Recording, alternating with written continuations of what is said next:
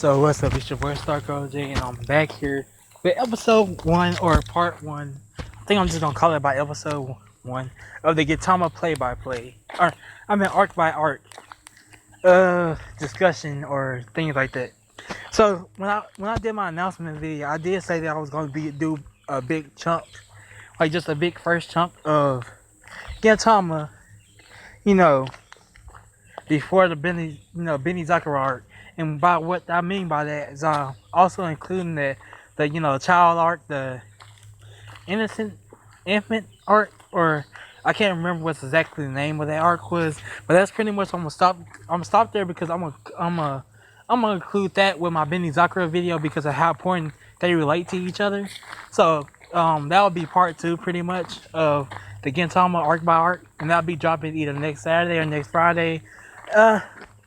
It doesn't matter if I have time to upload, which date that it gets uploaded. But yeah, that's pretty much so. Let's get started with this. First, honestly, this is pretty much the beginning of Gintama, and now I know a lot of people love to just especially on Twitter, like to talk a lot of trash about, it doesn't get good into 300 episodes in, and it doesn't do that. But honestly, I kind of want to, especially since I'm gonna be containing some spoilers from this and stuff like that, which I have already put in the beginning, but I feel like that's absolutely wrong, and I feel like a lot of people who have watched Gintama start to finish have a more deeper and deeper connection and love to the series than those who don't really have that same thing. And when I say a lot of the things that I'm gonna say in this today video, I can honestly feel that a lot of people are gonna agree with me, especially if they have watched Gintama since episode 3. Because you're supposed to skip the first two and probably come back to them. I still gotta watch the first two episodes, but pretty much I'm gonna be starting from episode 3 and pretty much just my discussion around like I said, around the Umibozu arc. That's pretty much where I'm gonna stop today. But just our first little chunk. So the beginning of the Gintama was probably something that kept with, and I'm probably one of those people that actually enjoy the start of Gintama, because Gintama was the only series that I could think of that made me feel like this. During the first half of the episode, I was laughing and having fun with the series, getting them making jokes, getting into trouble, just to realize that by the end of the show, the second half of the show, the sad music starts playing, and then something that comes out against mouth that's so inspirational, and like they have these dramatic, dialogues and conversations at the end of these episodes that kind of just have you intrigued on who Gin really is and what the problem is at hand. And it also correlates so well with each other because of how well that initial cutoff point is from the happy, funny comedy side of the show to the sad, deeper, darker side of the show, and how well they mash up together. So even though that I can sit here and say that it was a different tone switch, it still was the same episode and it still correlated with each other things. And I feel like that's honestly a trait that only maybe two series that I really just watch do have, and that's Skate Dance and Gintama, because they both have done this really well. And like I said, it's just certain things like that really just appealed and why I really just enjoyed the Gintama series first off. But there's also really something that I really want to talk about, especially with this. Honestly, those first episodes have everything that you pretty much need for a series to start off. Character introductions, the moments that kind of introduce you that Gintama really just doesn't have a plot.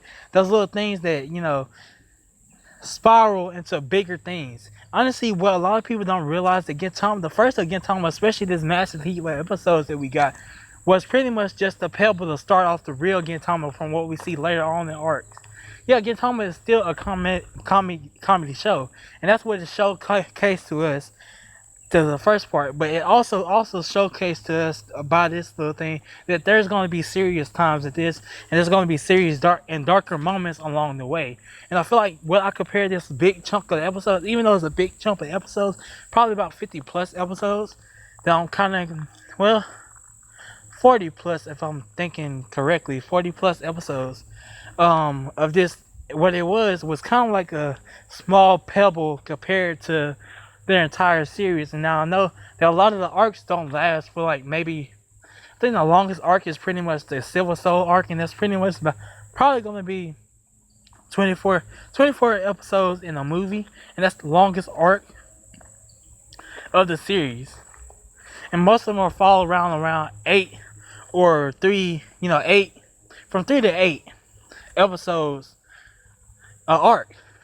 And what I mean by, like, so it might seem like it's kind of slow and redundant calling something that's like 40 plus episodes a pebble compared to what's to come, but that's exactly what this little portion is.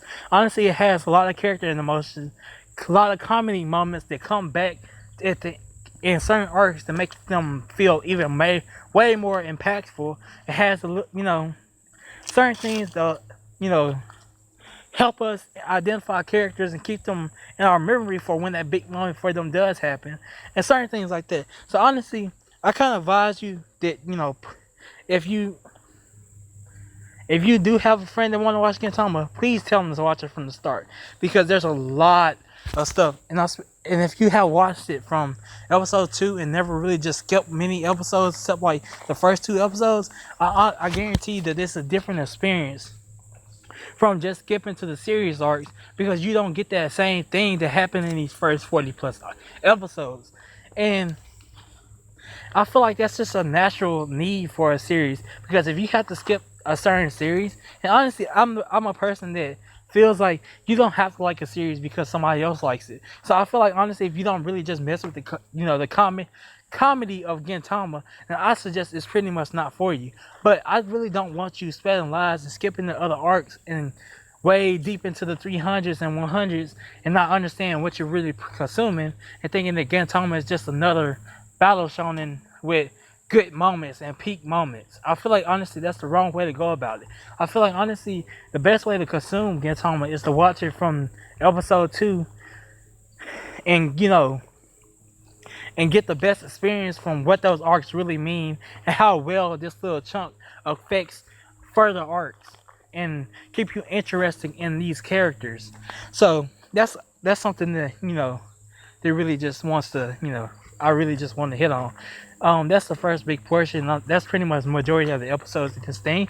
But I do want to hit the last 2 portions. I really just want to hit on. It's the 2 arcs that I really just want to hit out that came and stood out for me in these little in this chunk.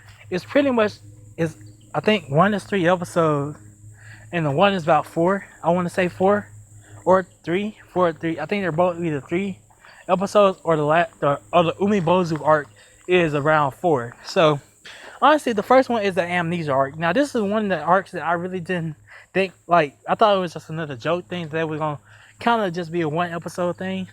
But the fact that this arc really had that comedy, and it was the first really just arcs that just hit me to thinking that, yeah, Gintama really got more of his sleeve than comedic episodes, and it feels like it's setting up for something bigger and things later on.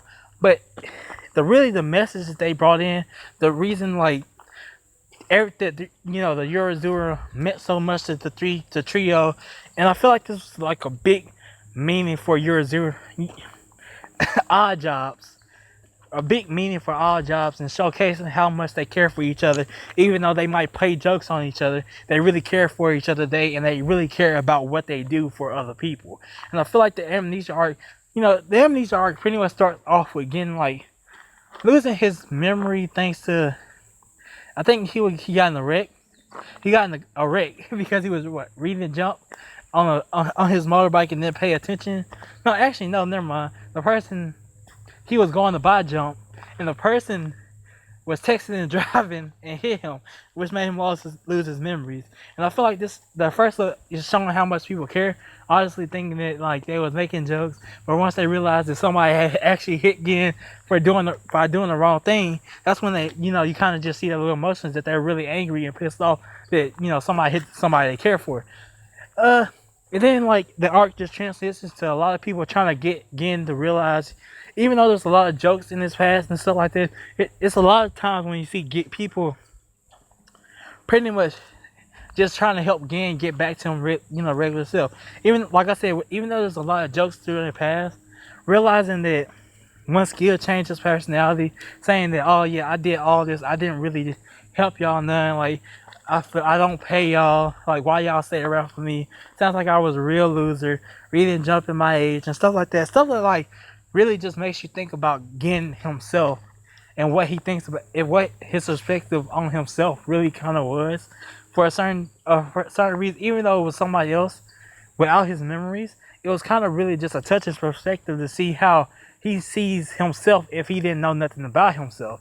So I feel like from what people kind of get away around from him, but I feel like honestly it's just a touching scene to see like that certain aspect being brought around a character, because there's a lot of people, a lot of things that don't happen like that, especially this early in.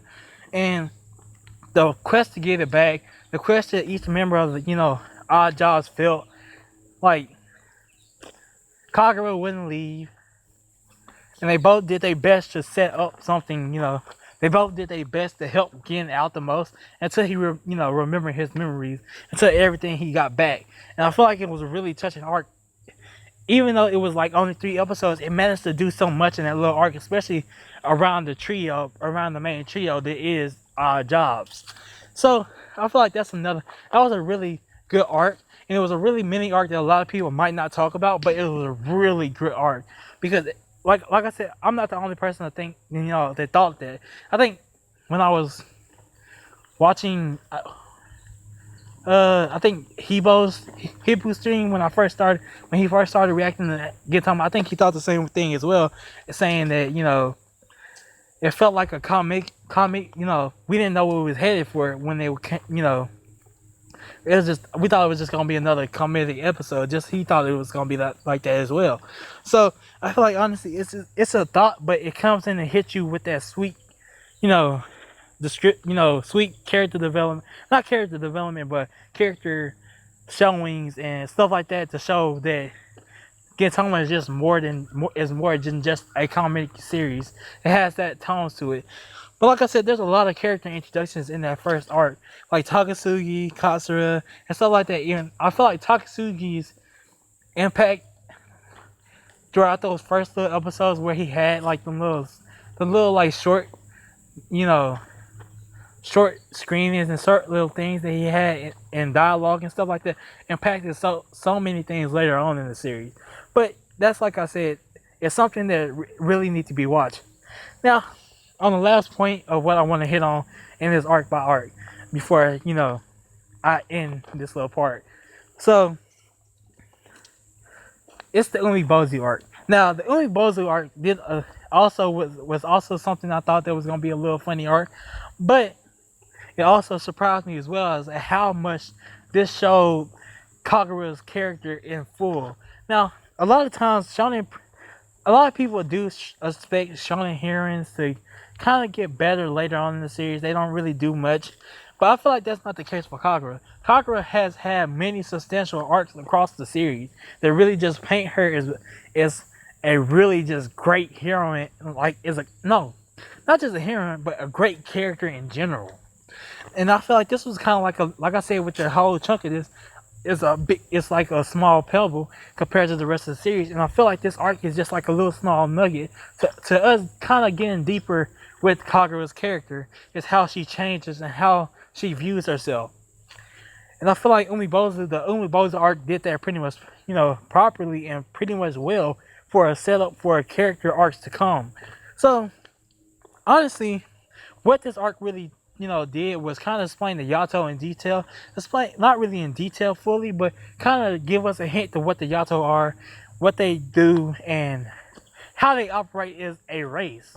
the thing is that the fact that they're so stronger than everybody else kind of makes it hard for people to be, for them to be around other people, because at one point in time, and especially since because of their nature, it makes them hard to be around anybody else that they're other than a race, just not from strength alone. So I feel like honestly, there's a lot of a lot of stuff that came and info dump that came from this arc alone. But I feel like honestly, like I said, it set up Kagura's character really greatly, and just seeing her like again tell her that she should go home kind of is heartbroken because she cares so much about getting odd jobs and stuff like that. But also seeing how much her dad really cares for her, even if, even though he kind of seems like this person that wants to drag somebody away from their home, he doesn't want her to tarnish her hands with something else and become like her brother, which will come in later arcs that I probably would do when I do arc by arcs, later parts that I would do. So the thing is that there was a lot of hidden meanings and info dump in this arc, and there's a lot of character moments that I really just enjoy that came from this early arc in the series.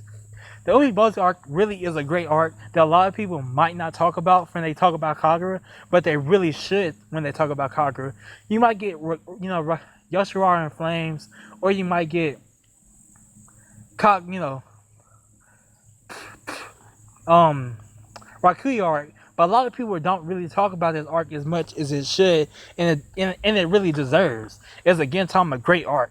Now, like I said, was a small pillow, small little nugget for Kagura to grow as a character, and I feel like I really just enjoy setup arcs like that. They really just have a way for pushing more into the character, and stuff like that.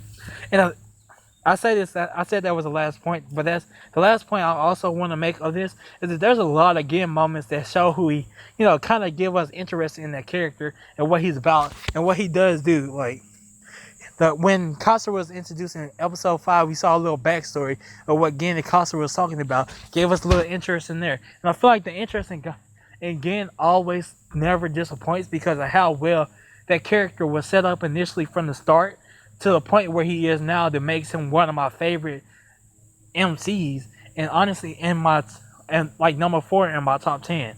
So other than that, this is pretty much the first part that a lot of people tend to don't pay attention to when they first get started in Gintama. They're just trying to get to the other parts, and I feel like honestly going into the series without any expectations, like I said, will grant you a lot of possibilities to you just watching and trying to get what this part of the story is really trying to get in and what it's trying to set up.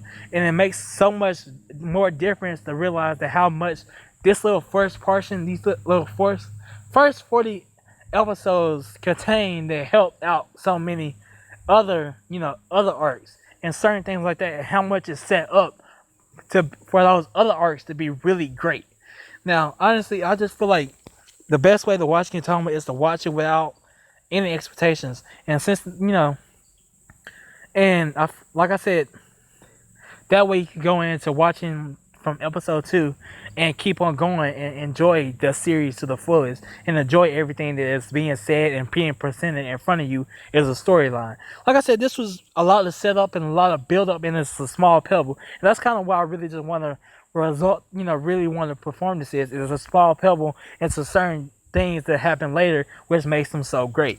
But anyway, this has been Stark OJ, and this is part 1 of arc by arc, my Gintama arc by arc series.